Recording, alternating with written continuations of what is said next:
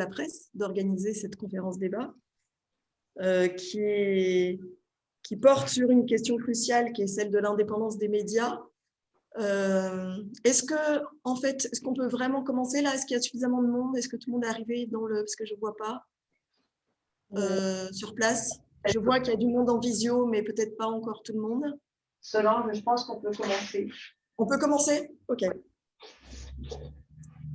Voilà, donc la question cruciale de l'indépendance des médias, elle est vraiment d'actualité, puisqu'il y a en ce moment des mouvements de concentration des médias au niveau national, et que cette concentration prend de l'ampleur et qu'elle pourra en prendre plus encore si la fusion de TF1 et M6 qui est en projet aboutit.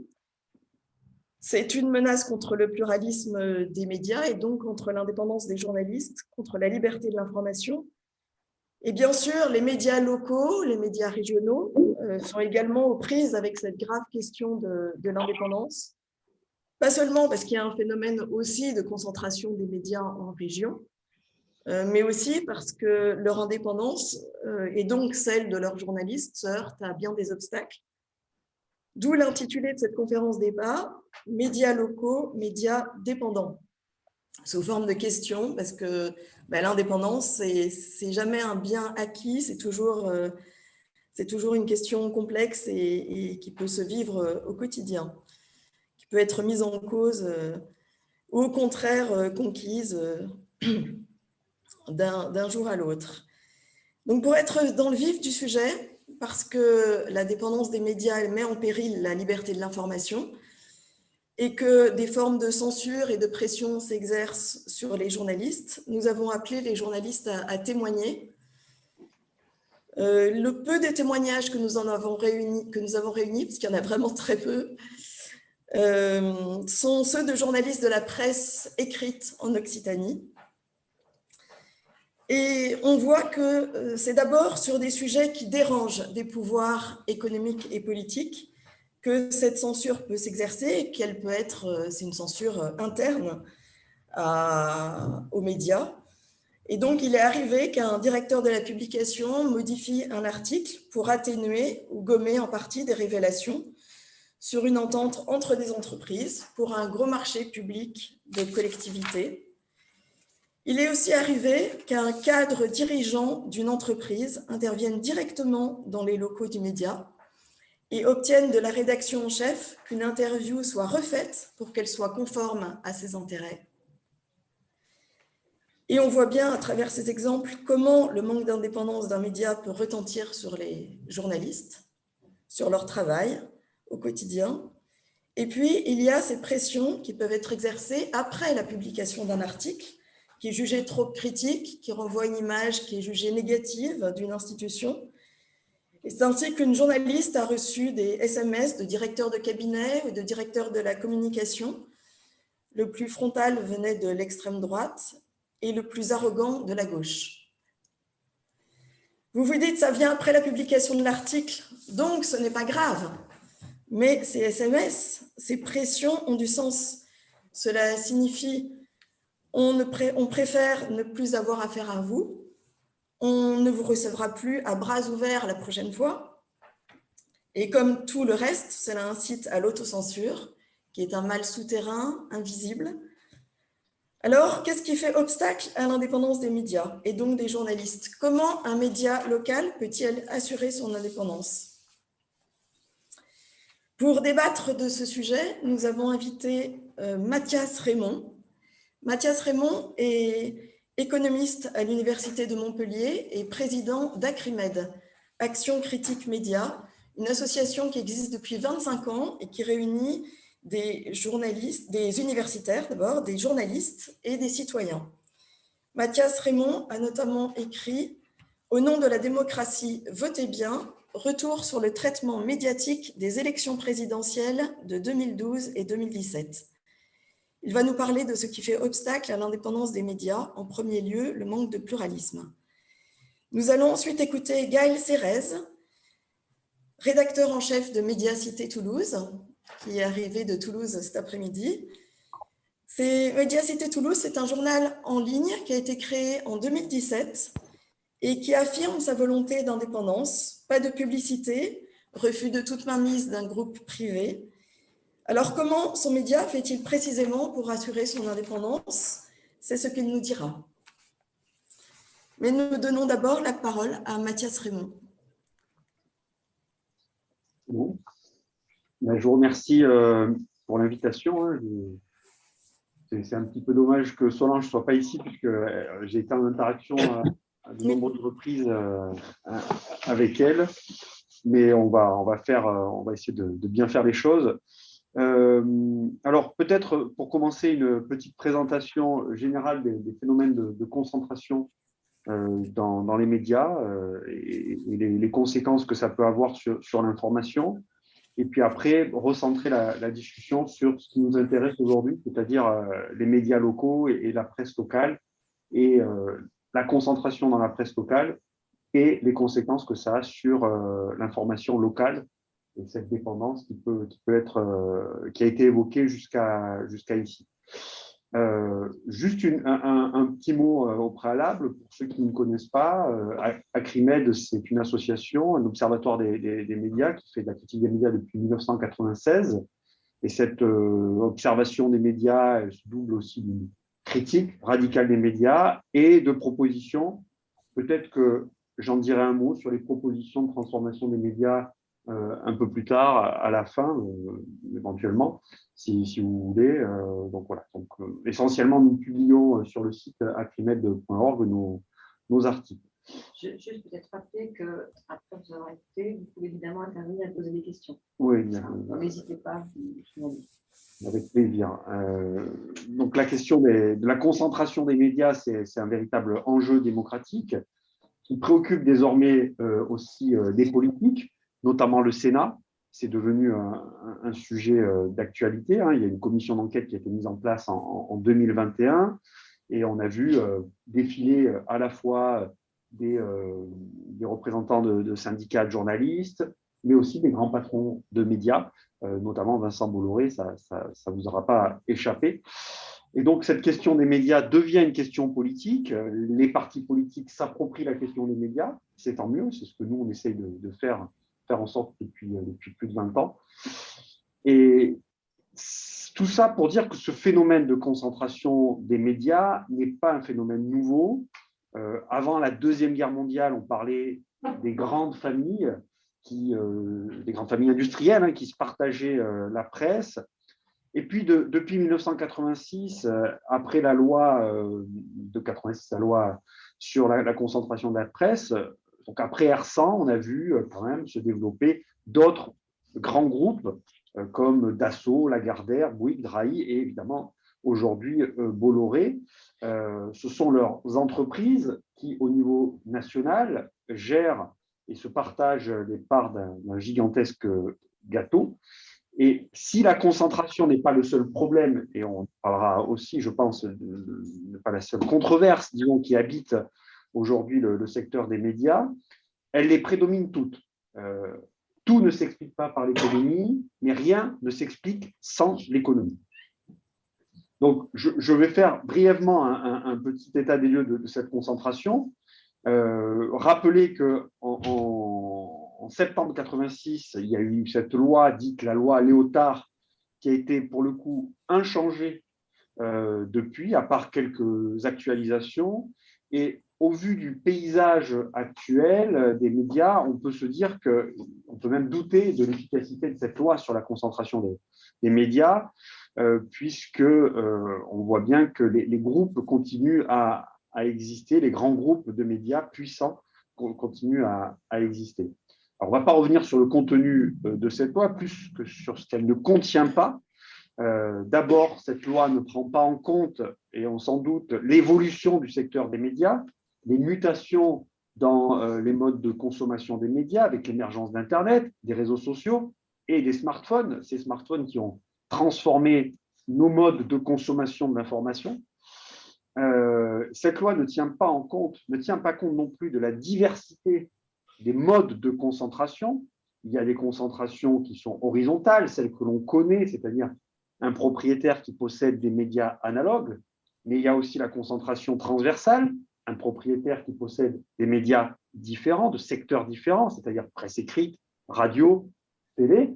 Et puis, et ça c'est assez nouveau, assez neuf, ça a une bonne dizaine d'années maintenant, les concentrations verticales où le propriétaire possède les médias et des activités qui sont en amont ou en aval de la fonction même de production de l'information. Les exemples sont connus, hein, Bouygues qui possède la téléphonie Bouygues, mais aussi TF1 passe par les réseaux de Bouygues.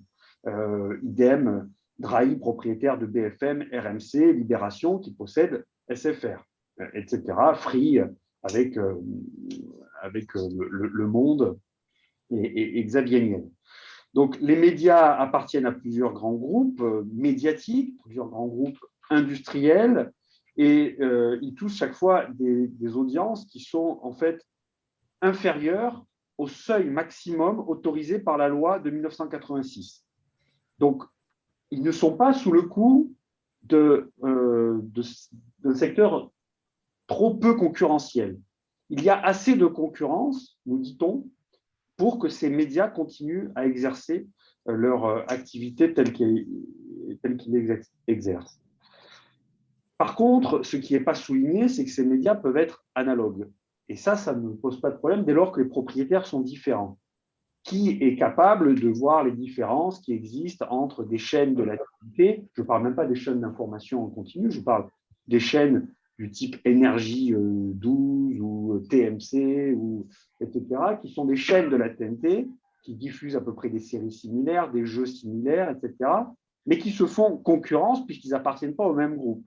Donc, on considère qu'il y a diversité. Et c'est ça la grande problématique, c'est que la concurrence devait stimuler les différences et développer le pluralisme. Or, la multiplication des chaînes à l'infini a surtout, en réalité, homogénéisé les contenus et les formats, et pire, a homogénéisé, et c'est ça notre problème, l'information. La pluralité ne signifie pas nécessairement le pluralisme. La concurrence, en plus, se fait à moindre coût. Les budgets des médias publics diminuent chaque année. France Télévisions perd en moyenne 60 millions d'euros par an, chaque année. La qualité de l'information s'en ressent.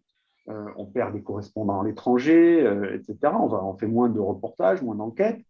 Je parle tous médias confondus. Et dans le domaine de l'information sur les chaînes de la TNT, ça, on le sait bien, les débats peu coûteux entre quelques éditorialistes interchangeables occupent désormais l'essentiel de l'espace. Aborder la question de la concentration des médias et du seuil de concentration acceptable est une bonne chose, évidemment, mais cela ne doit pas faire oublier que le vrai problème est la similitude des contenus des productions médiatiques. Donc là, on pourra aussi parler de la formation des journalistes, des conditions de travail des journalistes qui entraînent aussi cette similitude-là, qui l'entretient d'une certaine façon. J'aime bien citer le sociologue Alain Accardo pour mettre de côté un petit peu toutes les considérations qu'on peut avoir. Il disait: il n'est pas nécessaire que les horloges conspirent pour donner pratiquement la même heure en même temps. Il suffit qu'au départ, elles aient été mises à l'heure et dotées du même type de mouvement, de sorte qu'en suivant son propre mouvement, chacune d'elles s'accordera grosso modo avec toutes les autres. La similitude du mécanisme exclut toute machination. Donc pour nous, il n'y a pas de complot, évidemment. C'est des habitudes, des formations communes, des univers communs qui font que l'on produit une information qui se ressemble ou qui peut être parfois analogue, voire interchangeable.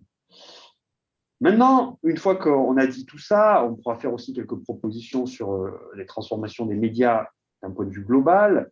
Concernant la presse locale, l'information locale, et donc je pense, quand on parle de presse locale, à la PQR, la presse quotidienne régionale en particulier, il y a 10 groupes en France qui se partagent 51, 52 titres de presse locale, de presse quotidienne locale. Et là, plus qu'ailleurs, à mon avis, les journalistes sont loin d'être les seuls pourvoyeurs de l'information. En effet, concernant la presse locale, on peut facilement parler de, pour certains sujets, pour certains dossiers, de cogestion de l'information, puisque plusieurs acteurs, plusieurs organisations interviennent dans la construction et dans la diffusion de l'information. De nombreux travaux montrent que la tendance, alors ça ne concerne pas que la presse locale évidemment, mais que la tendance à la communication généralisée inverse le rapport de force entre presse et les sources, dites sources institutionnalisées. On parle même désormais de professionnalisation des sources à propos des attachés de presse, des services de communication, des institutions, des collectivités ou des grandes entreprises. Les services de communication fabriquent des dossiers élaborés qui seront repris, plus ou moins tels quels parfois, par le journal. Alors, cette coproduction de l'information se double avec la presse quotidienne régionale d'un partenariat entre la PQR et des collectivités locales, entre la PQR et des entreprises implantées localement, dès lors qu'il est question souvent d'événements culturels, d'événements sportifs, de grands rassemblements qui touchent les localités concernées par la diffusion du journal. Et la dépendance économique à l'égard des collectivités locales ne cesse de croître à mesure que les ventes et les ressources publicitaires des journaux baissent. Alors, évidemment, les conséquences sur l'information sont prévisibles. Tout à l'heure, Solange a raconté 2 ou 3 anecdotes. La liberté des rédacteurs de traiter de l'information peut être contrainte par ces réalités économiques, justement. Il faudra parfois, pour un directeur de rédaction, un directeur de publication ou rédacteur en chef, il faudra parfois trancher entre les revenus publicitaires attendus et des enquêtes journalistiques qui vont à l'encontre des publicitaires, des annonceurs. Pour éviter toute difficulté, est-ce que l'objectif de la PQR, ce ne serait pas d'être un média de consensus? Si vous êtes journaliste à Ouest France, on vous donne un guide et dans ce guide, il est écrit « Ouest France doit être un journal pour tous, notamment pour les enfants ». Donc, c'est vraiment la volonté de faire un journal de consensus. En effet, la PQR est rarement considérée, parfois à tort, mais est rarement considérée comme un média d'investigation, plus comme un média de diversion, alors au sens bourdieusien du terme, à savoir parler des faits divers pour faire diversion. Si on revient au pilier des recettes de la presse locale, on a évidemment les ventes et abonnements, premier pilier. Deuxième pilier, la publicité. Troisième pilier, ça concerne toute la presse, évidemment, les aides à la presse, les aides de l'État, directes, indirectes à la presse. Et puis, quatrième pilier, pour le coup, les annonces. Alors, il y a plusieurs types d'annonces, les petites annonces qui, pour le coup, sont en train de disparaître, puisqu'on va plus faire des petites annonces sur Internet, Le Bon Coin, etc. Et puis, il y a ce qu'on appelle aussi les annonces légales, les annonces judiciaires. Et selon la Cour des comptes, en 2018, ces obligations-là, d'annonces légales et judiciaires, représentent un supplément de ressources de 200 millions d'euros pour la presse locale dans sa totalité. Et à ce sujet, j'ai une petite anecdote qui ne va pas nous rajeunir. En 2008, Georges Frêche, qui était président de la région Languedoc-Roussillon, faisait des partenariats dont on parlait, passait des annonces légales, évidemment, dans le journal Midi Libre. Bref, faisait tomber chaque année au moins… C'est cool. C'est pas un micro, là, quelque part. Ouais. Il y a du monde, ouais. Il y a un micro. Vous voyez, micro. Ouais, c'est peut-être que d'ici, on coupe tous les micros directement. Hein. C'est possible. Oui, oui. Normalement. Pardon. Hein, donc Georges Frêche, le conseil régional faisait tomber, en gros, donnait entre 1 million, 1,5 million d'euros dans les caisses du Midi Libre chaque année. en 2006, donc 2 ans avant avoir vu ces chiffres, au lendemain d'articles qu'il jugeait désagréables, le président de la région avait, dans un accès de fureur, stoppé net les subventions, alors je mets des guillemets, les subventions à Midi Libre, avant de les rétablir progressivement 8 mois plus tard. Depuis ce coup de semonce, l'épée de Damoclès publicitaire est suspendue au-dessus des têtes des journalistes du quotidien. Et comme l'écrivait le journaliste Jacques Molena à l'époque, ce n'est pas nécessairement un encouragement à l'audace. En effet, savoir qu'on risque de perdre ces recettes-là dès lors qu'on va faire un article critique à l'égard du président de la région, eh bien, ça n'incite pas à faire ces articles qui pourraient lui être critiques. Alors, je pourrais m'étaler sur cette anecdote, mais ça pose vraiment un problème ici de promiscuité, voire même d'incestuosité entre les deux univers, qui sont l'univers médiatique et l'univers politique. Là, j'ai mis de côté l'univers économique qui peut évidemment jouer un rôle là-dedans. Jamais les journalistes ou les patrons de presse ne reconnaissent publiquement les pressions, parfois si, hein, mais rarement, disons, et s'ils le font, ce n'est que pour affirmer plus fort qu'elles n'ont aucun impact sur leur travail de journaliste. On est donc réduit à observer souvent, justement, ces symptômes, donc constater ce qu'a dit Solange, on constate, bon, ben voilà, il y a une défaillance, mais qu'est-ce que l'on peut faire? Cette situation-là, évoquée à propos de Georges Frêche il y a quelques années, n'est pas unique, hein, c'est anecdotique et puis c'est local, donc on est content d'en parler entre nous, mais c'est quelque chose d'assez courant. Je pourrais aussi vous citer, par exemple, François Léotard, ancien ministre de la Communication, ancien député, ancien conseiller général régional, qui déclarait « Permettez-moi de dire que dans certains journaux locaux, les annonceurs, que sont les maires, les présidents de conseils généraux, et je dis ça au syndicat national de la presse quotidienne régionale, ces journalistes-là sont esclaves de l'argent qui finance ces campagnes de publicité des maires et des conseillers généraux. » Donc, c'est François Léotard qui disait ça. Donc, je vais peut-être conclure là-dessus. Quelques propositions. Première proposition qui me semble importante, c'est de se dire que localement, en réalité, on n'est pas dans une situation de concurrence. La presse quotidienne régionale n'est pas concurrentielle. On ne va pas considérer que Midi Libre fait la concurrence avec La Voix du Nord. Ce n'est pas la même zone. Donc, on ne peut pas dire qu'il y a 51 quotidiens régionaux en concurrence.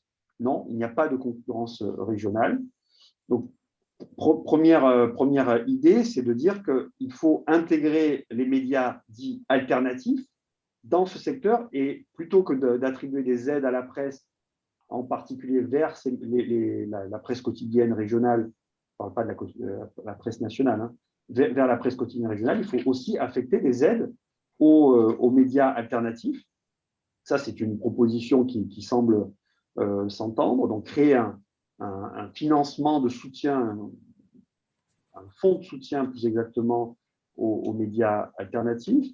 Une autre proposition, là, qui est plus générale, qui ne touche pas que la presse locale, hein, qui touche les problèmes de concentration, et ce n'est pas forcément très révolutionnaire, ce que je veux dire, puisque c'est François Bayrou qui, en 2007, le disait déjà, c'est interdire à des groupes industriels qui vivent des commandes de l'État de posséder des médias, tout simplement. Bouygues, qui vit des commandes de l'État quand il fabrique un pont, il ne doit pas posséder des médias. Idem pour Bolloré, idem pour Lagardère, etc. Dassault ne doivent pas posséder des médias dès lors qu'ils vivent de commandes de l'État. On va dire que c'est scandaleux, c'est une atteinte à la liberté. Ben non, en fait, il suffit de prendre exemple sur la Grande-Bretagne, sur les États-Unis, sur l'Allemagne, qui possèdent des médias. Ce sont des grands groupes, certes, mais des groupes médiatiques, des groupes culturels, des groupes d'infotainment, des groupes de cinéma. Et ce n'est pas des fabricants de ponts, des fabricants d'armes de guerre, des fabricants d'avions, des fabricants des marchands d'eau, des gestionnaires d'autoroutes qui possèdent des médias. Parce que là, on parlait de rapports incestueux entre pouvoir politique, pouvoir médiatique et, pour le coup, pouvoir politique et économique. On a vraiment des grandes difficultés. peut-être un dernier point, et puis après j'arrêterai. Évidemment, on a plein d'autres propositions à formuler au sein de d'Acrimed. Il semble qu'un levier qui consiste à donner de la place à d'autres modèles de gestion des médias, comme je l'évoquais tout à l'heure, on reviendrait à se tourner vers les modalités d'attribution des canaux de la TNT, la télé numérique terrestre. À l'époque, tout à l'heure je parlais des médias alternatifs, à l'époque, il y avait une chaîne de télé, Zalea TV, qui avait postulé pour pouvoir être diffusée parmi les premières chaînes de la TNT. Donc, vous savez, à l'époque, il y avait eu, c'était pas C8, c'était Direct 8, W9, etc. Toutes ces chaînes qui sont arrivées sur la TNT. Et LCI, alors c'est pas oui, LCI existait déjà, mais c'était iTélé notamment. Et Zalea TV avait postulé. Et cette demande, qui était une demande très sérieuse, évidemment, avait été rejetée par le Conseil supérieur de l'audiovisuel, le CSA, qui avait préféré donc des chaînes telles que NT1, W9, TMC, Match TV, Énergie TV, etc. Des chaînes, comme je le disais, formellement interchangeables, qui ne sont que des déclinaisons peu coûteuses de médias existants. Voilà. J'ai encore beaucoup de choses à dire, mais je vais arrêter là. Merci. On va peut-être passer la parole au public. J'aimerais juste vous donner deux précisions lorsque vous parlez d'aide à la PQR, vous parlez d'achat de publicité. À quel moment, en fait? Quand je parle des aides à la presse? Oui. Non, les aides à la presse, c'est les aides, par exemple, dans la diffusion, pour les abonnés, des réductions de la TVA, ce genre d'aide. Les aides directes, les aides indirectes. Ouais. Et quand vous parlez de co-gestion d'information, vous parlez de publi-reportage ou de reportage? Alors, de reportage, alors, il y a les publi-reportages, évidemment. Qui sont identifiés clairement. Qui sont clairement, mais je parlais aussi des reportages. Quand je faisais le lien, par exemple, avec la communication des entreprises qui formulent déjà des dossiers de presse tout préparés et que les journalistes parfois reprennent tels quels en mettant des guillemets, etc., mais qui reprennent des dossiers de presse déjà faits. C'est pour ça que je dis la co-gestion de l'information, elle vient souvent d'un travail institutionnel qui a été fait en amont, que ce soit par l'entreprise ou par les collectivités locales, et qui est repris sans in extenso avec quelques coupes dans le dossier de presse, dans le communiqué de presse. Solange, est-ce que tu veux rajouter quelque chose? On va donner la parole au public. Oui, on donne la parole au public s'il y a des questions. Est-ce qu'il y a des questions? Oui. On parlait des problèmes de la concentration de l'information et des problèmes de la similitude du contenu médiatique au niveau national. Et est-ce que ça pose pas un problème sur les agences de presse, vu que tous les médias ont accès donc, au contenu et des dépêches, surtout AFP, des agences de presse, et les utilisent toujours et ne vont pas chercher plus d'informations et juste les donnent comme ça au public? Est-ce que ça pose pas un problème sur ces agences-là par rapport à la similitude? Ben, c'est vrai qu'il y a toujours eu, ça a toujours été une discussion liée aux agences de presse, c'est-à-dire que s'il y a une information qui est interchangeable, c'est qu'elle provient des agences de presse. Alors, c'est vrai pour une partie de l'information, mais il me semble que c'est pas là le véritable problème. Le véritable problème, quand je dis que les contenus sont interchangeables, ça veut dire c'est plutôt la façon de traiter une information qui est interchangeable. Et cette façon de traiter l'information, elle découle de plein de choses, des conditions de travail des journalistes. Il faut faire vite, il faut faire plus vite que le voisin. Elle découle des formats. Si on pense à la télévision et qu'on regarde, on parlait des chaînes d'information continue, les formats imposent de faire des sujets courts parce qu'il y a des coupures publicitaires et qu'il faut tenir compte de ces coupures publicitaires. Donc, il y a un rythme, une cadence.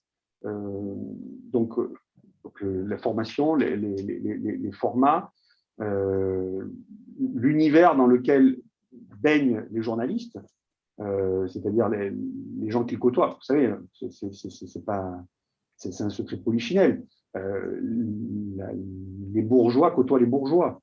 Regardez qui ont été invités pendant les 3 premiers mois de la pandémie en France dans les matinales des grandes radios. Des médecins, des épidémiologistes, des chercheurs, etc. Donc, on a parlé de la pandémie entre cadres supérieurs.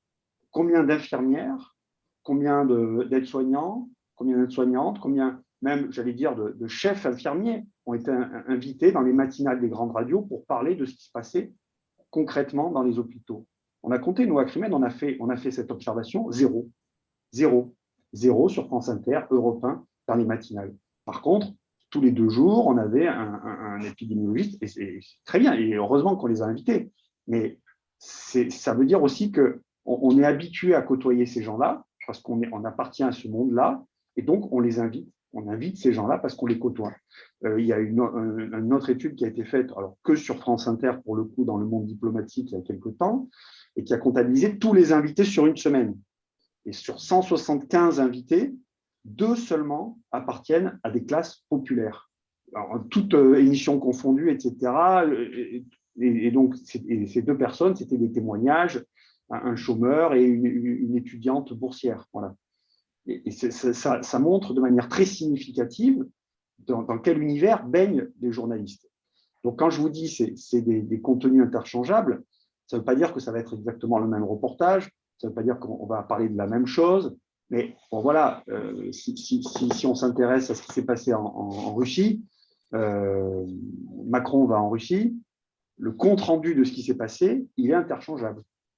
Grosso modo, tous les médias en France ont dit la même chose. Si vous voulez avoir un autre son de cloche, il fallait lire le New York Times ou El País, qui disait, qui ne reprenait pas le discours de l'Élysée, qui prenait le discours de l'Élysée, certes, mais aussi celui de Moscou, du Kremlin.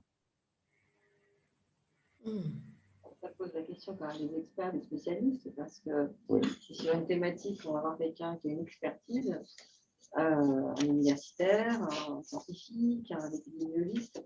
Ce n'est pas tellement le milieu dans lequel il vit et auquel il appartient qui est important, c'est la parole qui porte, son expertise. Oui, non, là, non, je pense que les médias sont tous confrontés aussi au choix de l'intervenant qu'ils vont retenir pour ça. Tout à fait, mais moi, encore une fois, je pense que toutes les personnes qui ont été invitées dans les matinales avaient une légitimité et c'était une bonne chose de les inviter, mais d'avoir invité que ces gens-là et à aucun moment, je dis bien à aucun moment, pas une seule fois, d'autres personnes qui ont un autre regard aussi sur la pandémie telle qu'elle se déroulait à ce moment-là, en mars, avril 2020, c'est assez étonnant. Mais vous soulevez quelque chose de très juste et qu'avait souligné Bourdieu à l'époque quand il était passé chez Daniel Schneiderman dans Arrêt sur image. Il disait, mais en fait, quand vous interviewez les gens, vous les interviewez différemment s'ils sont comme vous ou s'ils sont différents. C'est-à-dire qu'il soulignait, je crois qu'il parlait de Jean-Pierre Elkabbach ou de Jean-Marie Cavada, quand ils interviewent un ministre, ils interviewent avec beaucoup plus de complaisance que quand ils interviewent le secrétaire général de la CGT. Ce n'est pas la même façon de poser des questions. Il y a un biais idéologique, certes, certainement, mais il y a aussi un rapport de classe qui transparaît chez certains journalistes, pas tous les journalistes, évidemment, et à l'égard des politiques. Il y a d'autres questions ? Oui, c'est plutôt une petite réflexion par rapport à ce que vous avez présenté. Je pense effectivement la base, c'est la question de la problématique économique. C'est-à-dire qu'aujourd'hui, une entreprise de presse a beaucoup de mal à équilibrer et à faire vivre son modèle économique. Une fois qu'on a dit ça, ça ne veut pas dire pour autant qu'on doit être dépendant. Et là, à mon avis, il y a 2 niveaux. Il y a le niveau de l'éditeur de presse qui a une responsabilité, qui doit défendre son indépendance au niveau de la diversité du débat public. C'est sa fonction de faire du débat public et pas de se limiter à consolider son modèle économique ou à le développer. Et puis, il y a le niveau des journalistes, qui est encore un autre niveau. Bon, évidemment, la dimension de précarité chez les journalistes est fort prégnante. Mais chaque journaliste a la capacité de défendre son indépendance. Et on a l'impression que tant au niveau des éditeurs de presse qu'au niveau des journalistes, la pression économique fait se taire cette valeur de l'indépendance sans laquelle il n'y a plus de journalisme. Oui, Oui, c'est intéressant. Merci beaucoup pour ces questions. Du coup, ça fait une habile transition vers donc notre deuxième invité, qui va justement, donc Gaël Cérès, qui va nous parler de la manière dont lui et son équipe assurent l'indépendance de leurs médias, donc Médiacité Toulouse. Bonjour, bonsoir plutôt. Euh, c'est assez simple en fait, ça pourrait être résumé en une petite phrase. On ne prend pas de pub et on prend le moins de subventions possible. On en prend quand même quelques-unes. Voilà, ça s'arrête là, c'est notre recette. Je ne sais pas jusqu'au quand elle va durer parce que à l'heure actuelle, notre modèle économique il est basé à 100% sur les abonnements, donc nos lecteurs. Ça fait donc Médiacité Toulouse a été créée en 2017, mais Médiacité Lille, parce qu'on est sur 4 villes, on est à Lille, Nantes, Lyon et Toulouse.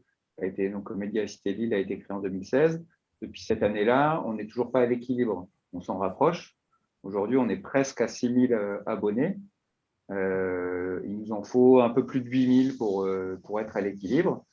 On est passé pas loin de la correctionnelle, si je puis dire, en fin d'année dernière, parce qu'en septembre, on était à 4 000 abonnés. Je vais donner un peu de chiffres, mais j'espère ne pas vous perdre. Et on savait que notre croissance, qui a été très impactée par l'épidémie, elle ne permettait pas de se projeter sur 2, 3, 4, 5 ans avant d'arriver à l'équilibre. Donc, on a fait un appel à nos lecteurs pour qu'ils s'abonnent. Et donc, ça nous a donné une bonne bouffée d'oxygène, ce qui nous a permis de nous rapprocher de la limite de l'eau. Pour l'instant, on est encore en apnée.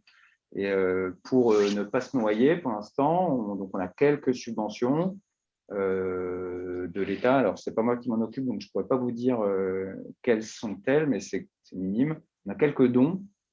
Par exemple, quand on est attaqué en diffamation, ça fait des frais d'avocat. Et sur la dernière affaire, on a fait un appel à financement participatif pour que notre communauté nous aide. Ça a très bien fonctionné, au-delà de nos espérances d'ailleurs. Donc, c'est quelque chose qu'on va répéter. Parce que malgré la solidité de nos informations, on a nos petites procédures bâillons à nous. On n'est pas au niveau de ce que peuvent connaître des médias comme Mediapart, mais on a quand même une demi-douzaine, je crois, de procédures en cours qui nous prennent du temps alors qu'on est une petite équipe et nous prennent de l'argent. Et à côté des abonnements qui représentent, je ne voudrais pas dire de bêtises, donc je n'ai pas donné de pourcentage de nos recettes, mais à côté de cette portion-là qui devient de plus en plus importante, on a des lecteurs aussi, mais qui ont fait le choix d'être actionnaires. Donc on a j'aurais dû réviser mes fiches, je n'ai plus le chiffre en tête, j'ai un trou. On a quelques dizaines d'actionnaires privés qui croient en notre modèle et qui sont là pour qu'on investit une fois, 2 fois, 3 fois pour certains, et pour nous permettre d'arriver à concrétiser notre objectif. On espère y arriver dans un an. L'été 2023, on devrait y être. Donc, c'est pas gagné. Je disais avant la conférence qu'on a une perspective d'indépendance sûre jusqu'à septembre. Après, niveau argent, ça sera un peu compliqué. Il y a plein de solutions. On peut refaire une levée de fonds, on peut faire un emprunt, on peut faire un nouvel appel au secours à la communauté, comme ce que fait Street Press ou Les Jours ou Reporter encore récemment. Enfin, tous les médias indépendants font ce genre d'opération. Mais voilà. Mais quand on aura l'équilibre, là, on pourrait dire qu'on est dépendant seulement de nos lecteurs. On n'est jamais indépendant à 100%. On est toujours dépendant d'une source de revenus et la nôtre, ça sera celle de nos lecteurs, ce qui nous permet d'attaquer bille en tête la mairie quand il le faut, assez souvent quand même, il faut le reconnaître, à Toulouse, mais aussi les autres, le département quand il le faut, la région un peu moins parce que c'est pas faute de ne pas chercher, mais pour l'instant, c'est vrai qu'on n'a pas sorti grand-chose sur eux. Mais en fait, contrairement à d'autres médias où j'ai pu travailler, où mes collègues ont pu travailler, on ne se pose jamais la question est-ce que ça va avoir un impact sur le commercial, vu qu'on n'a pas de secteur commercial. Donc déjà, ce qui est une façon d'économiser de l'argent, parce qu'un commercial, il faut le payer, c'est souvent plus cher qu'un journaliste, pour le dire assez simplement. Et on s'évite cette pression. Donc on s'évite cette source de revenus, mais on s'évite cette pression, et comme ça, il n'y a pas de problème. Ils peuvent venir aller derrière, mais nous, on se base que sur nos infos. Et les seules personnes qui peuvent venir nous faire des remontrances sur nos informations, ce sont nos lecteurs. Et donc voilà, c'est comme ça qu'on vit notre indépendance en tout cas. J'espère que ça va durer, que notre objectif sera concrétisé d'ici 1 an. Ça veut dire que la propriété du média, elle est détenue par des particuliers, donc. Alors, au niveau de la structure capitalistique, les 7 fondateurs ont toujours 55% des parts de la société. Pour refaire l'histoire, en fait, c'est une demi-douzaine de journalistes de l'Express qui profitent d'un changement d'actionnaire dans la presse. La moitié de l'assistance est journaliste, donc vous devez savoir, mais quand on n'est pas d'accord avec le changement d'actionnaire, on prend une clause de conscience et en fonction de son expérience, de son ancienneté, on part avec un chèque substantiel, enfin, en fonction des finances du journal, évidemment. Ce qui leur a permis d'avoir des fonds pour commencer le journal. Ils ont tout investi, quelques dizaines de milliers d'euros, hein, ce n'est pas non plus mirobolant, mais pour lancer ce média. D'ailleurs, on en reparlait très récemment. Ils pensaient qu'en 1 an, ça serait ficelé.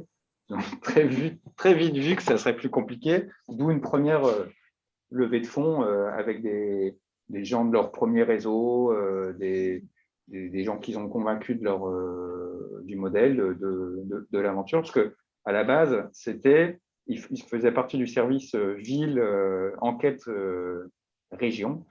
Non parisienne, non nationale de l'Express, et ils voyaient que il y avait un manque. Hein. Je ne dis pas que la PQR ne fait jamais d'enquête, hein, ça arrive. Elle en fait plus ou moins selon les médias, enfin les régions. Ça arrive qu'elle en fasse même à Toulouse, hein, mais c'est comme assez rare. Et je ne peux pas me projeter ici parce que je ne connais pas trop le milieu montpelliérain, excusez-moi. Et du coup, ils ont vu qu'il y avait un manque. Il y avait des enquêtes nationales, mais il n'y avait pas d'enquête locale. Et donc, ils se sont dit, c'est là notre marché. Et donc, c'est parti de cette réflexion. On veut faire de l'enquête et de façon indépendante. C'est vraiment 2 piliers. Je me suis perdu c'était le capital à la base, la question. Donc, il y a ces fondateurs qui ont toujours aujourd'hui, donc forcément, au gré des levées de fonds, leur part diminue. C'est pour ça que nos perspectives ne sont pas illimitées, parce que si on fait encore une levée de fonds, le risque, c'est que eux deviennent sous les 50%, pas sous les 50%. Donc, ils seront toujours majoritaires, mais ils n'auront pas la majorité absolue, ce qui peut poser des problèmes, parce que s'il y a un gros actionnaire qui arrive et qui rachète les parts de tout le monde, le pavillon pourrait changer. On n'en est pas du tout là, mais ça nécessite des réflexions qui, pour le coup, c'est pas que la notion étrangère, mais mon cœur de métier, c'est l'info à Toulouse. Donc, pour être tout à fait honnête, je suis micro-actionnaire. J'ai investi 3 000 euros dans cette belle entreprise qui, je veux dire, à peu près 2 fois mon salaire. Bref, 2 mois de salaire, on va dire. Un peu moins. Mais bon, c'est juste à titre symbolique, quoi. C'est histoire de pouvoir mettre le nez dans les comptes pour embêter les actionnaires. Oui, j'ai 2 questions. La première, c'est est-ce qu'il y a un plafond au niveau des actionnaires pour pas que justement ils rachètent toutes les parts? Je sais qu'il y a Mediapart, pendant un moment, je ne sais pas si c'est toujours le cas, mais c'était limité, je crois, à 5% du capital pour pas qu'il y ait un gros actionnaire qui prenne le contrôle. Et la deuxième question, c'est est-ce que tu as des exemples concrets de pression ou de tu les appelais que toi tu as pu subir qui ont été engagés contre Mediacité à Toulouse? Alors, la première question sur le pourcentage, je ne suis pas certain qu'on ait encadré de façon juridique, je veux dire, dans nos statuts, le fait de limiter de mettre un plafond. Je ne suis pas certain, honnêtement, je ne le sais pas.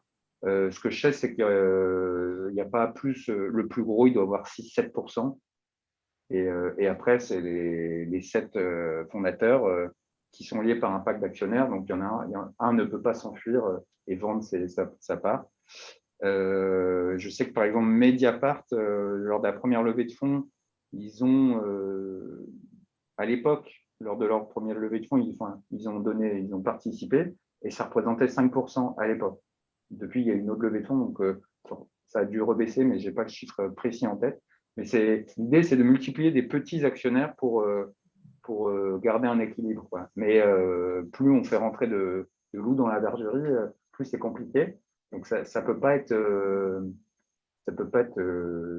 modèle économique, quoi. C'est vraiment en attendant.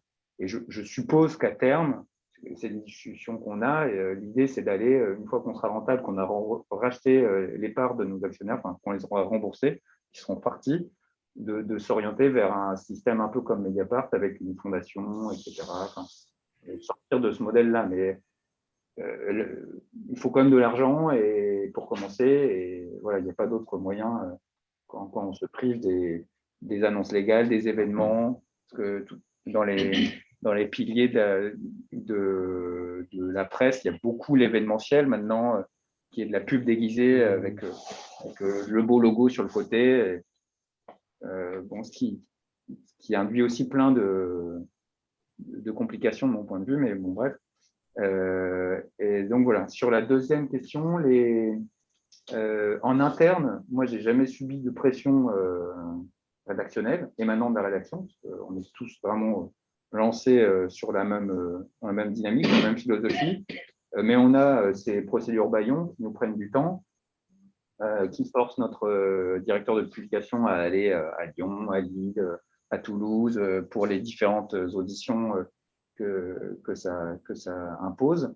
Ça nous occasionne plusieurs dizaines de milliers d'euros de frais d'avocat en plusieurs années. Voilà, ça nous fait perdre du temps. Pour l'instant, on a tout gagné. On en a eu deux qui sont arrivés à terme et qu'on a gagné, mais ça ne nous rapporte rien, en fait, parce qu'en droit de la presse, on ne peut pas faire payer les frais par la partie adverse. Donc, vu que quand c'est des collectivités, par exemple, ou des élus, ils font passer, eux, leurs frais sur le dos du contribuable, et nous, c'est nos abonnés qui payent, in fine, en fait.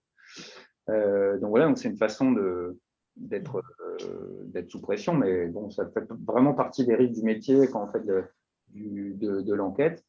L'autre forme de pression, c'est ce qui s'est passé à Toulouse en octobre, où on pose des questions dans le cadre d'une enquête qui vient de sortir cette semaine sur une salariée qui avait fait une tentative de suicide sur son lieu de travail à la mairie en 2014 et qui depuis se bat contre la mairie pour que celle-ci reconnaisse qu'elle est en maladie professionnelle, que sa tentative de suicide était en relation, parce que ça a forcément des incidences sur les indemnités, etc. Et la mairie fait opposition, enfin, de façon assez lunaire dans ce dossier. Enfin, c'est très, très malhonnête de leur part. Bref, on raconte tout ça et donc forcément, on leur donne le contradictoire.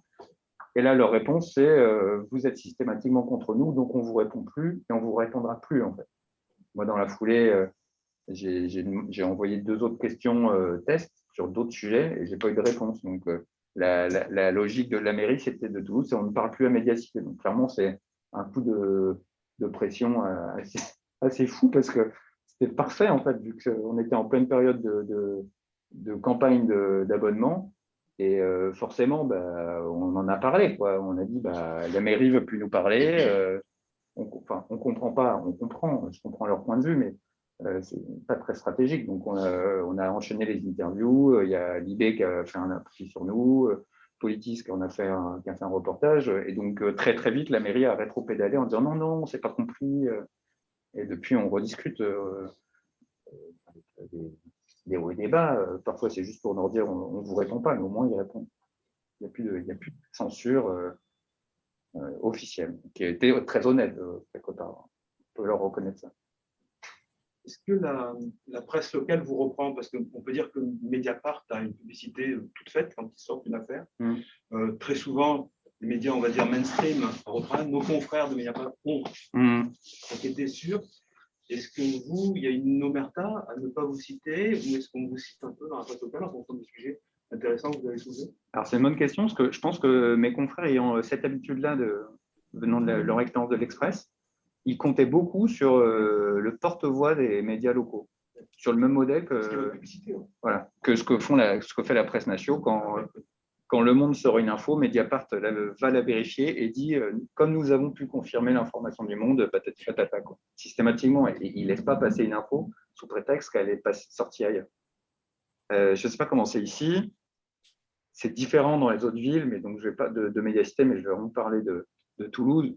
C'est différent, c'est grosso modo, c'est la même chose.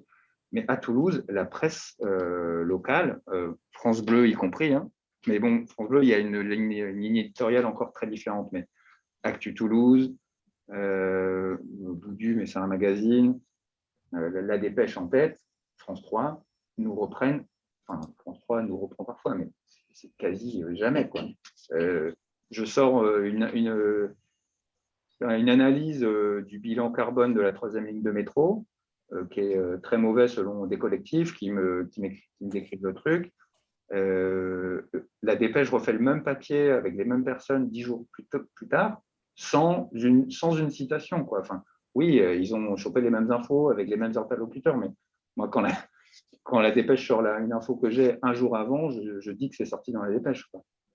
Donc, la Dépêche a dû nous citer une fois, je pense, depuis 2017. Actu Toulouse, 3. France 3, 6. Enfin, je dis n'importe quoi, là, je n'ai pas les chiffres, mais la Dépêche, c'est une fois, ça, c'est sûr. Hein. Donc, on ne peut pas compter là-dessus, ça, c'est sûr. Bon, mais après, j'ai vérifié, ils ne citent pas Le Monde, ils ne citent pas Mediapart, ils ne citent personne, en fait. Là, récemment, la seule fois où ils avaient cité Le Point, c'est parce que Le Point avait interrogé Madame Delga. Est-ce qu'il y a une société de lecteurs et est-ce que ça peut être un appui pour le média? Alors, dans la recherche de l'indépendance, pas vraiment, mais dans le maintien, comment dire, dans le fait de convaincre les abonnés qu'ils sont bien chez nous et qu'il ne faut pas qu'ils partent, ça, pour le coup, c'est bien. Donc, indirectement, c'est bon pour notre indépendance. Et par quoi ça passe? Donc, effectivement, on a une société des amis de Médiacité, qui est, alors je ne sais pas si c'est une association, une société vraiment de type SARL, je n'ai aucune idée du statut, mais bref, l'idée c'est que des lecteurs, ils peuvent ne pas être abonnés d'ailleurs, mais enfin, ils le deviennent forcément quand ils rentrent dans la SDA, ils achètent un espèce de ticket à 200, 300, enfin il y a une limite, mais c'est en fonction de leur volonté, et donc ils deviennent membres un peu lecteurs bonus, quoi.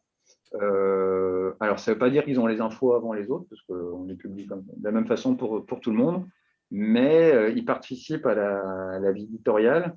Ils peuvent assister à nos conférences de rédaction qu'on fait tous les lundis. Alors, on n'en accueille pas tous les lundis, mais peut-être que ça poserait problème dans ce cas-là, mais on en accueille quand même très régulièrement. La semaine prochaine, enfin, ce mois-ci, on en a 2 qui vont assister à nos rédactions et du coup, on les interroge aussi à la fin de notre réunion sur qu'est-ce qu'ils ont pensé, est-ce qu'ils ont des réactions sur les sujets qu'on va traiter, etc. Et ils participent à des chantiers en interne en fonction de leurs propres appétences. Certaines, parce qu'on a des sociétaires très actives qui ont travaillé sur la charte éditoriale. Les points, les guillemets, je précise pour ceux qui ne savent pas trop à quoi ça correspond. On en a une qui a fait une analyse pour savoir si on tombait dans les préjugés sexistes. Donc, bonne nouvelle, non. On n'utilise pas les choses comme la ménagère de moins de 50 ans, des choses comme ça, ou quand on utilise ce genre d'expression, c'est parce que c'est des personnes qu'on cite qui les utilisent. Donc, on a eu ce genre d'analyse. Et il y a d'autres sujets en cours, d'autres chantiers. Donc, c'est une façon de nous enrichir, parce que nous, on est une petite entreprise, hein, on est 8 journalistes permanents, 12, 13 en comptant les fonctions support, et une cinquantaine de pigistes actifs, donc c'est un petit bocal, quoi. Donc, très vite, ça succède. Et cette SDA, c'est une façon d'avoir, il y a des anciens journalistes, mais il y a aussi des gens qui ne sont pas du tout journalistes, et ça permet d'avoir, alors pas des idées pour notre ligne éditoriale, encore que ce serait possible, on ne serait pas opposé évidemment, mais ça permet d'enrichir les débats quand il y en a, quoi. Mais alors, du coup, juste, je rebondis là-dessus, on essaye de faire du participatif aussi avec nos lecteurs de base, mais ce n'est pas péjoratif quand je le dis. On a un format qu'on appelle Dans ma ville, qui est, à la base, on devait le faire 2 fois par an, mais c'est comme assez lourd, ça demande beaucoup de temps, donc on le fait 1 fois par an, où là, on choisit une thématique. Est-ce qu'on fait on choisit en fait plusieurs thématiques en interne. On les propose à nos abonnés et non abonnés, enfin notre communauté de lecteurs. Ils votent, ils choisissent. Et ensuite, il y a une personne dans notre équipe qui trouve des experts ou des professionnels ou non professionnels, mais des gens qui ont des compétences dans cette thématique-là. Et on fait des ateliers pour faire ressortir des sujets. Donc ça a très bien fonctionné avant le premier Covid sur la gentrification, où dans chaque ville, il y a eu des ateliers avec… c'était fou, il y avait 35 personnes sans masque dans un bar à discuter en petit atelier pour faire émerger des idées qu'on a traitées ensuite sur une trentaine de papiers sur nos 4 villes. On a refait récemment la même chose sur… j'ai un trou. Ah oui, sur se nourrir dans nos villes.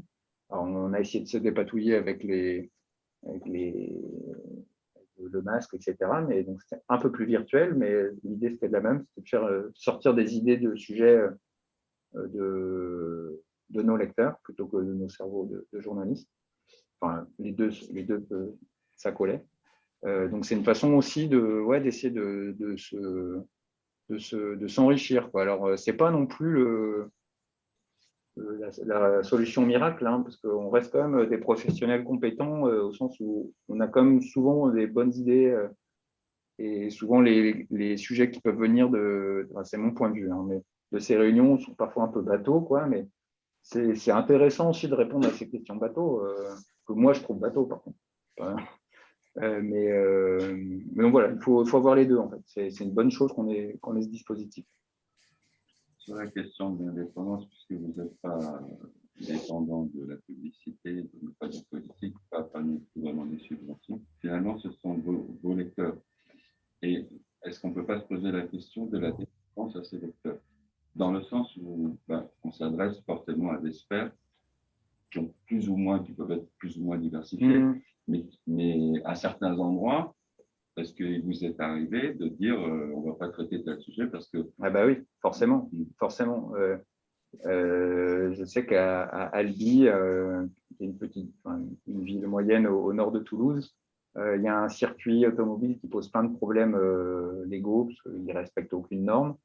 On a des militants là-bas, des militants, des riverains qu'on ne peut plus, qui nous sollicitent très très régulièrement pour qu'on fasse on a fait des enquêtes en 2017 et un peu après, et donc ils nous envoient souvent des documents pour qu'on s'y intéresse, qu'on publie des choses.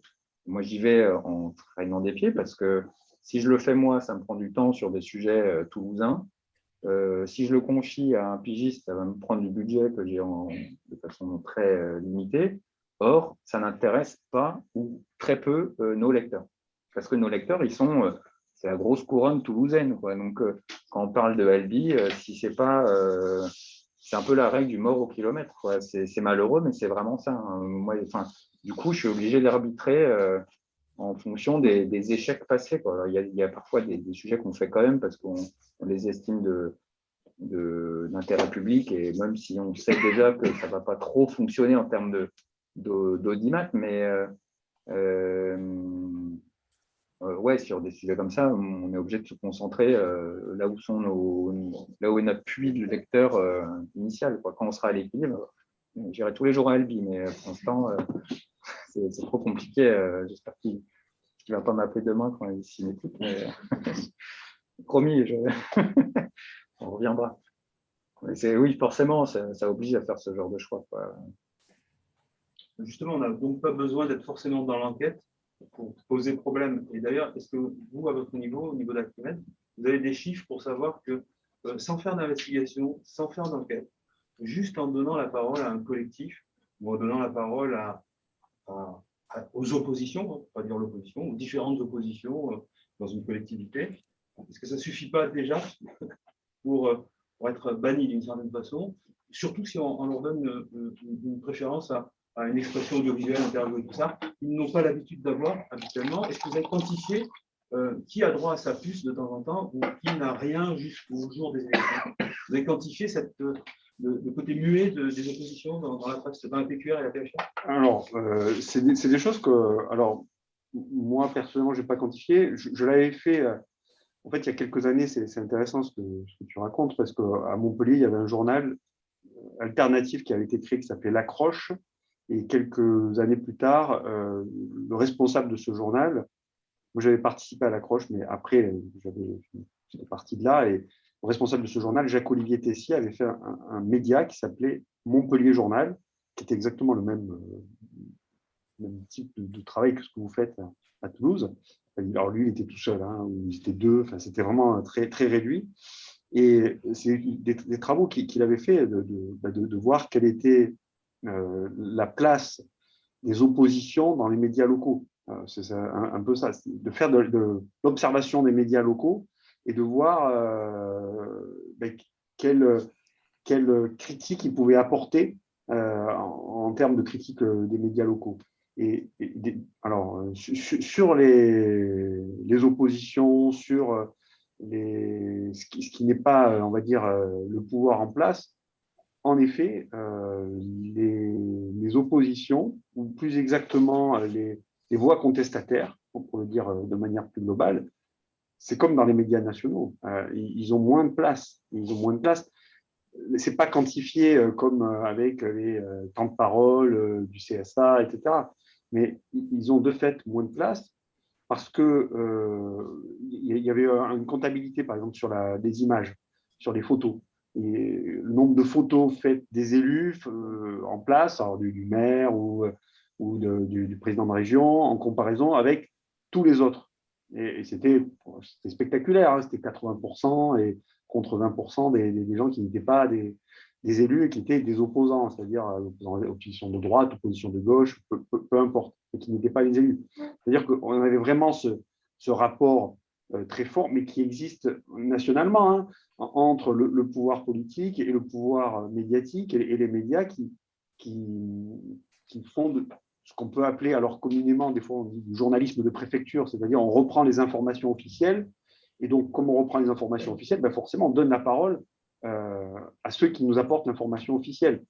Finalement, Olivier Véran, on l'a vu tous les jours pendant une longue période de la pandémie, parce qu'il apportait une information officielle, donc il était très présent. Eh bien, ce système-là qui était très souligné, très marqué là, pendant cette période de la pandémie, il existe tout le temps en réalité. La parole officielle, elle est beaucoup plus présente que les paroles contestataires. Ça, c'est une évidence. Est-ce que c'est quantifié? Oui, ça avait été quantifié. Alors, il avait fait sur Midi Libre, c'était dans je vous dis, 2000. Il a sorti dans Former n'est pas un délit, je crois. Il a un passage, je crois, dans le livre. Oui, mais alors moi, je n'ai pas les chiffres là en tête, mais c'est de cet ordre-là, un quart, trois quarts. Quoi. J'ai d'autres questions? Peut-être Solange. Là-haut. Eh bien, moi, je me posais une question sur la diversité des journalistes, parce que c'est un point très important, ça. Des journalistes qui sont issus de la diversité, donc comme on dit aujourd'hui, c'est-à-dire qui ont des profils, des origines différentes. Il y a aussi la question de leur formation. Est-ce que là-dessus, Gaël Cérès, est-ce que vous avez réfléchi ensemble sur la façon de former une équipe et de recruter qui permettent une diversité, ou est-ce que c'est compliqué ça? Alors, c'est forcément très compliqué à l'échelle d'un petit journal qui se forme en plus avec 7 mecs de 35 à 55 ans, forcément, parisiens à la base, journalistes en presse nationale, donc profession supérieure. Ça fait direct, on coche toutes les cases pas bonnes, quoi. À Toulouse, moi, j'ai recruté une collègue qui est à mi-temps, donc mais c'est une femme, c'était pas la priorité, mais c'était très bien que ça se fasse comme ça. Donc, ça veut dire qu'on est à 30%, n'est pas la parité vu qu'elle n'est pas à temps plein. On y tend. Et à Lille, on a recruté une rédactrice en chef récemment. Donc, petit à petit, c'est sûr qu'on va essayer au moins d'arriver à la parité, mais on part avec forcément, vu que c'est 7 mecs à la base, voilà, il y a un gros ratio à récupérer, quoi. Il n'y a pas de perspective de changement de genre en plus, donc, mais bref. Et sur la diversité, ben, c'est pareil, enfin, la diversité, les classes, des gens issus de milieux plus populaires ou ou autres, bah, c'est pareil, c'est compliqué vu nos petits moyens. Oui, si on pouvait, on le ferait, mais si on pouvait, on recruterait, quoi. On ne peut pas trop recruter. Donc, la question, elle est dans 5 ans qu'on se la posera. Mais c'est effectivement une question super importante. Moi, à titre personnel, je suis bénévole à la Chance pour la diversité des médias, qui est une asso qui est nationale, qui est dans 5-6 villes du pays, dont Toulouse, et où on aide des étudiants boursiers à passer gratuitement les concours de journalisme. Donc, l'idée, c'est d'avoir soit des étudiants de zones rurales, soit des étudiants des quartiers prioritaires, mais à la limite, le critère, c'est la bourse. Et ça a été fondé par des journalistes qui se rendaient compte qu'on était tous très homogènes dans les rédactions et que bah, ça n'aide pas à prendre conscience de la réalité du maçon du coin qui a mal au dos à 35 ans, etc., parce qu'on ne vit pas ces réalités, quoi. Donc, avec quelqu'un dont le père a été maçon ou routier et qu'il ne peut plus s'asseoir sans avoir mal au dos, etc., ça donne d'autres idées de sujets, ça permet d'être moins déconnecté. Donc, mais donc ça, c'est un truc que je mène à titre personnel, quoi, bénévole. Donc, forcément, ça a de l'incidence. Ça a aussi de l'incidence sur nos papiers parce qu'au final, je recrute des pigistes dans cette communauté-là. Donc, forcément, ils arrivent avec leur sujet, leur façon de les traiter. Mais petit à petit, on va vers cette amélioration-là. Merci. Mais de rien. Il y a peut-être des questions de la communauté des… Ouais. C'est les questions. Ouais, Les gens qui Johanna Robin, là. Johanna Robin. Oui. Je vais mettre le son. Allez-y, Johanna.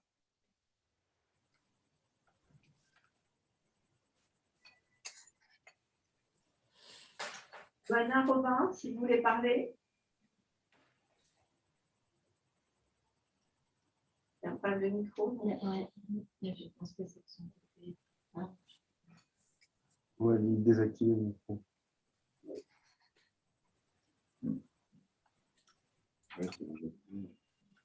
Bon. On a quelques… On va peut-être conclure, Solange, s'il n'y a pas d'autres questions. J'avais juste une dernière question. Ah, excusez-moi. Vous m'entendez maintenant? Oui. Oui. Je suis désolée, hein, j'ai eu un souci. Du coup, donc, ma question, c'était que je m'exprime en tant que simple étudiante.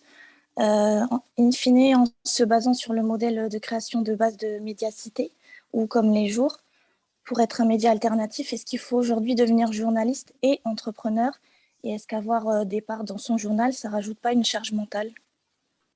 Alors, si, effectivement, on est de très mauvais entrepreneurs, même si ça fait 5 ans qu'on survit, mais on est d'abord des journalistes et avec des réflexes de journaliste, c'est-à-dire qu'on va mettre de l'argent sur des enquêtes, des articles, mais pas sur comment faire connaître nos enquêtes et nos articles. On n'a pas assez le réflexe marketing ou juste le réflexe commercial. Donc, ça prend du temps de cerveau et on n'a pas forcément les compétences. Donc, c'est pas évident, mais c'est un peu la seule possibilité qu'on ait trouvée que les cofondateurs ont trouvé pour dessiner le média qui leur correspond, quoi.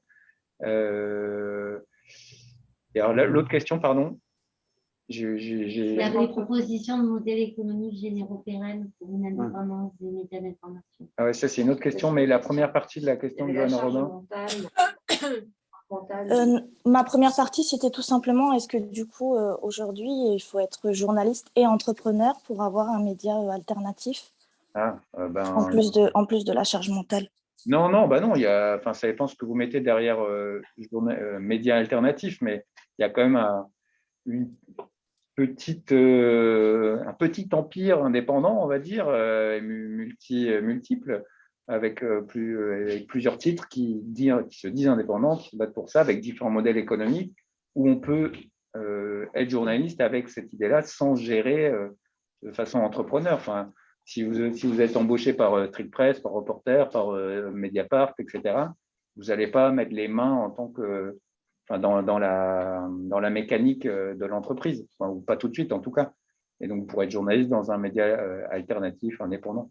Mais c'est sûr que si vous voulez créer votre média, ben, oui, on est obligé d'y aller, quoi, de se retrousser les manches. D'accord, merci. On a une question écrite. Une question, leur proposition de modèle économique généraux pérenne pour une indépendance et des belles alors là-dessus, c'est vrai que le modèle économique idéal, souvent, à l'époque, on disait c'est celui du canard enchaîné, c'est-à-dire un journal sans publicité, sans appartenir à un propriétaire industriel, économique, financier qui a une centaine de milliers d'abonnés, une dizaine de milliers de ventes en kiosque. C'est l'idéal. Donc, c'est le modèle économique idéal pour avoir de l'indépendance et n'être que dépendant finalement des lecteurs. Et moi, voilà, après on peut discuter de ces modèles économiques. Est-ce que une association, est-ce que les différents modèles que tu évoques, enfin, de médiacité, c'est un modèle aussi tout à fait louable, il n'y a pas de difficulté. La difficulté avec la dépendance à l'égard du lectorat, c'est de le perdre, en fait, au bout d'un moment, de ne plus le surprendre. Et c'est comme ça que des journaux, finalement, ont disparu parce qu'ils étaient dépendants que de leur lecteur. Je pense en fait à Charlie Hebdo, le premier Charlie Hebdo, celui de Cavana et Choron. Quand il est mort en 81, ce journal, c'est parce que les gens ne l'achetaient plus. Les gens l'aimaient bien, mais les gens ne l'achetaient plus parce que ils l'avaient lu pendant des années. Les années 70 étaient passées, on changeait d'époque d'une certaine façon, et le journal n'avait plus de lecteurs, plus assez de lecteurs. Il y a une émission de Michel Pollack, droit de réponse spectaculaire, sur l'adieu de Charlie Hebdo, et c'est en gros ce qui ressortait, c'était ça, c'est que tout le monde adorait Charlie Hebdo, mais plus personne ne lisait. Pourtant, il y avait Gainsbourg, Coluche, machin, toutes les stars de l'époque qui venaient donner un coup de main pour ce journal, mais personne ne le lisait. Et parce que, en fait, il avait perdu son lectorat parce qu'il ne le surprenait plus. Et je pense que c'est ça que doivent faire les journaux qui ne vivent que de la dépendance à l'égard des lecteurs, c'est surprendre les lecteurs, c'est le prendre de temps en temps à rebrousse-poil, l'agacer, lui dire non mais attends, c'est vrai qu'on est tellement habitué à entendre ce son de cloche que c'est bien de faire, comme disait justement GB de Charlie Hebdo, faire un pas de côté et réfléchir. On fait un pas de côté, on réfléchit et on prend à contre-courant son lectorat. On va là où il n'attend pas, on n'est pas attendu. Moi, j'ai participé à un journal qui s'appelait Le Plan B, qui est un journal de critique des médias. Et dans le numéro donc, critique des médias et critique sociale aussi, d'enquête sociale, un journal d'enquête sociale. Et je crois que c'est dans le numéro 1, ou voire juste le numéro 2, on avait fait un reportage de journalistes, c'était à l'époque des copains de Ruffin, parce qu'il y avait des gens de Fakir qui étaient là, qui étaient allés faire un reportage chez les chasseurs. Et donc, on avait les chasseurs, la vie des chasseurs, comment est-ce qu'ils vivent. Donc, on avait interviewé des chasseurs. C'était un reportage chez les chasseurs. Alors là, le lectorat, non, mais les chasseurs, c'est la droite. Et en effet, c'est vrai que c'était des gens de droite et tout. Mais ça avait pris à rebrousse-poil le lectorat. Et c'était finalement pas plus mal. Ça rendait vivant un journal. Toujours être dans le même ronron, gauchiste, toujours critique, antiraciste, etc. C'est lassant, ça peut lasser le lectorat, alors que d'un coup, un truc qui détonne, qui va à contresens, à contre-courant, d'un point de vue éditorial, hein, je ne parle pas sur le fond non plus, mais ça fait du bien. Oui, bah, c'est vrai que moi, pour l'instant, je crois à notre modèle. Je ne sais pas combien de temps il va durer. Si on a la moitié de la vie du Canard enchaîné, j'aurais peut-être une retraite en restant dans ce média-là, mais l'avenir le dira. Le modèle de Mediapart a l'air de fonctionner pour l'instant. Pour le coup, c'est complètement en ligne. C'est vraiment, enfin, c'est le modèle qu'on a copié. Hein. Faut le reconnaître. J'espère qu'il est périn, qui durera dans le temps. Pour l'instant, je ne sais pas. Je ne suis pas persuadé que le Graal, ça soit un service public de l'information, parce qu'il faut qu'il y ait un service public de l'information qui soit bien doté, vraiment dépendant, etc. Mais il faut à côté qu'il y ait un service privé de l'information. Ça ne veut pas dire privé-public. C'est pas tout est bien dans le public, tout est mal dans le privé. Il faut avoir des règles de déontologie et des frontières non poreuses entre le commercial et l'éditorial. Mais moi, je pense que c'est impossible d'être imperméable, quoi. Et donc, c'est vrai que d'avoir que des lecteurs, ne dépendre que des lecteurs, c'est pas très diversifié comme source de revenus, mais en même temps, c'est tellement plus agréable éditorialement parlant que pour avoir une indépendance totale, pure et parfaite, si tant est qu'elle puisse exister, je ne vois pas d'autres moyens, parce qu'on est toujours obligé, sinon, de s'auto-censurer, de dire je ne vais pas le traiter, je ne vais pas faire ci, je ne vais pas faire ça pour ne pas déplaire, pour ne pas perdre ça. Donc, je ne vois pas trop comment faire autrement. Mais oui, le service public, c'est une possibilité. Je ne sais pas si c'est totalement indépendant. Ça ne l'est pas, vu que les patrons du service public sont nommés par le président de la République. Donc, les journalistes traitent l'information de manière totalement indépendante. Il n'y a pas de lien entre la publicité et le traitement de l'information. Non, mais bon, c'est vrai. Mais entre les partenariats et l'information. Oui. Mais à quand des enquêtes de France Bleu alors, sur la dépêche, etc. Il y a des enquêtes, il y a des informations. Et il y a aussi des citations de la presse. Je parlais de ce que je connais. Oui. Mais peut-être que on ne peut pas faire de généralité sur tout non plus. C'est-à-dire que je pense qu'il y a quand même des journalistes qui font leur travail, qui se battent pour pouvoir rendre compte de l'information et dans lequel ils se trouvent, parce que c'est quand même la question aussi de l'exercice du métier de journaliste dont on parle aussi. Et je pense que c'est peut-être aussi, il y a des journalistes qui font leur travail. Ah oui, non, mais c'est sûr. C'est sûr. Là, moi, je me suis axé sur notre expérience, mais quand je travaillais pour Ouest France, pour parler de médias toulousains ou montpelliérains, je ne me sentais pas censuré. De fait, je ne l'étais pas. J'étais bloqué par les rouages de cette grosse machine qui est un journal formidable qu'est Ouest France. Moi, j'ai tout appris dedans, avec ses limites, ses propres limites et ses habitudes, etc., qui font que tout n'est pas parfait quand même, quoi. Mais on ne m'a pas dit ne traite pas ce sujet-là, quoi. Quand j'ai embêté une mairie sur des sujets où ce n'était pas tout à fait dans les règles, personne ne m'a dit attention, tu vas nous mettre en colère le maire de la commune, quoi. Donc pour ça, il n'y a pas de problème. À la dépêche, qui est pourtant très critiquable, il y a des très bons journalistes qui ont sorti des grosses infos, qui en sortent tous les jours. Mais je sais, pour avoir eu des anecdotes très récentes, que la question indépendance, c'est quand même pas du tout ça, quoi. Quand on dit on va suivre la mairie dans les quartiers, parce qu'on ne va pas assez dans les quartiers populaires, évidemment, et puis en échange, on va leur vendre des pubs, il y a un problème, quoi. Bon, ça, c'est des discussions qu'il y a eu il y a 1 mois et demi dans une rédaction, dans la rédaction de la Dépêche. Oui, j'avais une question, ce n'est pas tout à fait lié au sujet du jour, mais j'ai une curiosité vis-à-vis de médiacité. Justement, quand on est une petite équipe de journalistes, vous arrivez à mener des enquêtes qui sont parfois des enquêtes, c'est quelque chose qui est au long. Et comment on fait quand on est une petite équipe de journalistes qui doit nourrir, alimenter, je ne sais pas si c'est un site ou un site internet. Ouais. Site internet.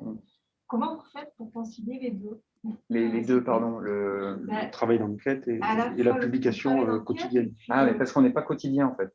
Ah, d'accord. Voilà. Oui, on a, en fait, la promesse au lecteur, c'est, à la base, c'est une grosse enquête par semaine. Ah, oui, d'accord.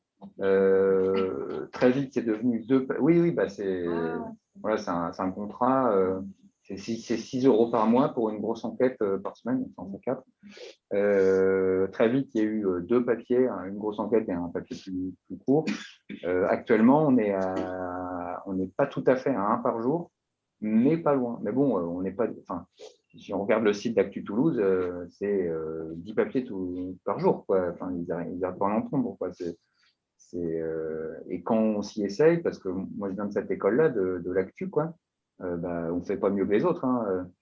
Des militants d'ANV COP21 sont allés sur un site, le site Terra 2 dans le Tarn. Ils m'ont dit on fait une action, venez. Je ne savais pas où c'était, donc j'ai mon idée pour aller jusqu'au truc.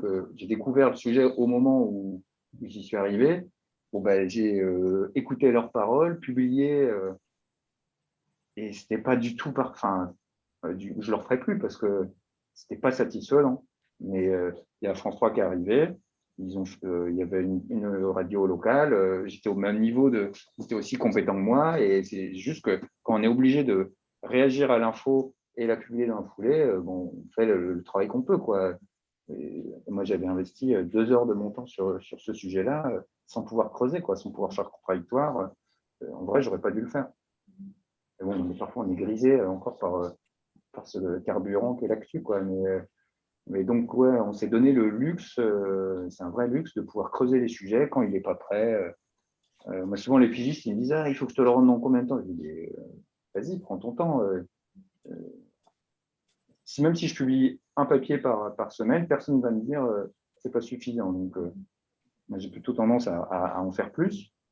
Mais voilà, à Lille, on teste le format quotidien. Et du coup, ils sont 3 journalistes plus une stagiaire. Donc là, ils arrivent à faire le quotidien. Mais forcément, il faut des moyens, quoi. Pour l'instant, on ne les a pas. On a réduit les moyens sur les 3 autres villes pour en mettre sur Lille. Pour voir si ça attire plus d'abonnés, etc. Donc, on teste. Peut-être qu'on sera sûrement au quotidien un jour. Hein, mais... Juste pour répondre aussi à ce qui était dit sur les journalistes, nous, à Acrimed, il y a 1500 adhérents à peu près. Donc, il y a des universitaires, des étudiants, des journalistes, pas mal de journalistes. Et on soutient quand même beaucoup les journalistes. Le SNJ-CGT, on travaille beaucoup avec eux, par exemple. Ou le SNJ, on relaie les communiqués. Donc, nous, même si on critique les médias, en fait, on critique l'information telle qu'elle est produite par les médias.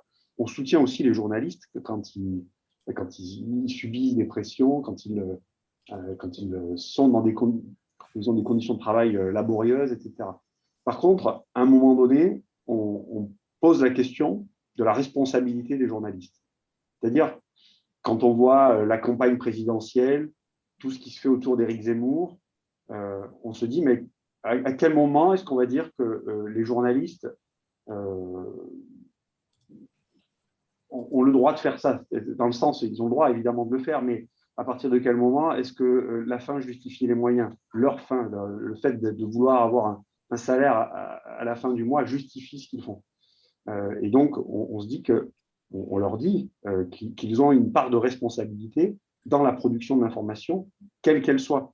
Quand ils vont avec Jean-Marc Morandini sur les marchés, quand derrière il y a un caméraman, il y a un preneur de son, il y a des gens qui sont là, qui font ce journalisme, eh bien, ils ne sont pas exempts de reproches. On peut les critiquer, eux aussi, même si ce n'est pas des journalistes stars, même si c'est des pigistes, même si on peut aussi les critiquer. Donc, c'est ce que l'on fait. Mais on entend et on soutient aussi des journalistes dès qu'ils sont en pression dans leur rédaction, dès qu'ils subissent des pressions et qui appellent à la grève. On est derrière eux. On a bien conscience aussi de la difficulté du boulot, quoi. Mais c'est surtout que, tout à l'heure, je ne sais plus qui l'évoquait, mais c'est compliqué de dire non aussi à son rédacteur en chef, ou quand on est pigiste, mais même quand on est permanent, de risquer de perdre son travail, surtout à Toulouse, Montpellier, quand on n'est pas à Paris, où tous les métiers sont concentrés, où on peut peut-être retrouver un peu plus facilement du boulot dans ce secteur, mais les possibilités d'emploi sont très limitées en dehors de Paris. Donc, forcément, ça crée de l'autocensure, et moi, je la comprends complètement. Je ne peux pas jeter la pierre là-dessus à des collègues qui acceptent de faire des publi-reportages, même s'ils ne sont pas signés, ou qui animent des événements contre rémunération. Il faut nourrir sa famille, etc. Moi, je n'ai jamais eu besoin de le faire, donc j'ai toujours pu dire que je ne voulais pas le faire. Peut-être qu'un jour, je ne pourrais pas dire non, quoi. Donc, on verra bien où seront mes beaux discours à ce moment-là. À un moment, il faut être prêt à arrêter de bosser aussi, de faire autre chose, quoi. Donc, c'est quand même très compliqué. C'est vraiment très compliqué comme question, quoi. C'est difficile de dire oui, c'est le reporter, le caméraman derrière sa caméra, il devrait éteindre sa caméra. Et il va pas retrouver de travail derrière. Donc, mais à partir de quel moment tu fixeras une limite? Je ne sais pas. C'est le problème entre la théorie et la pratique, quoi. Ben oui, c'est malheureux, mais… Oui, non, mais après, c'est une discussion qu'on peut avoir. Enfin, c'est finalement le CRS, il est là que pour vivre et exécuter les ordres. Est-ce que finalement, on va lui chercher des excuses en disant, bon, ben oui, Non, on peut tout choisir d'arrêter de changer de boulot si on n'y croit pas, ça c'est sûr. C'est qu'à un moment donné, quand quand on voit certaines choses sur CNews, on peut se demander, les gens qui sont là, ils sont obligés d'adhérer à ce qu'ils produisent comme information. Et s'ils n'y adhèrent pas, il ne faut pas qu'ils s'étonnent de la critique qu'on veut faire de leur travail aussi. Je veux dire, à l'heure actuelle, minute, etc. Enfin, à quel moment on fixe une limite en disant que ça devient inacceptable? Voilà,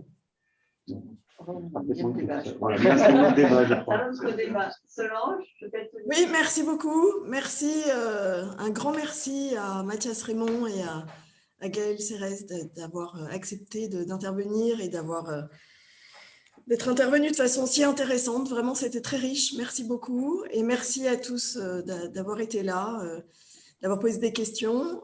Mais j'espère qu'on aura une prochaine conférence débat. Je crois qu'Anne-Marie Amoureuse prépare un sujet sur les médias et les femmes. Et je voulais aussi vous parler du film de Mediapart, parce que le Club de la Presse soutient la diffusion d'un film qui va se faire au Diagonale. Je crois que c'est mardi prochain. Et ça s'appelle Média Crash. Et il y aura une journaliste de Mediapart qui va… Donc c'est à Montpellier, ce mardi prochain. Qui parlera justement, le sujet c'est cette question des pressions, de la censure sur les journalistes dans un certain nombre de grands médias. Donc merci encore, je vous souhaite à tous une bonne soirée, puis désolée encore de ne pas avoir pu être avec vous, parce que je suis désolée, je me suis lancée dès le départ dans le sujet, mais j'ai eu le Covid, j'ai appris que j'avais le Covid ce matin, ce qui est vraiment tombé très très mal. C'était vraiment la tuile de la journée et qui m'a empêchée de venir en présentiel à cette conférence débat pour l'animer, alors que c'était prévu depuis 2 mois au moins. Je vous souhaite une très bonne soirée. Merci. Merci. Merci. Merci.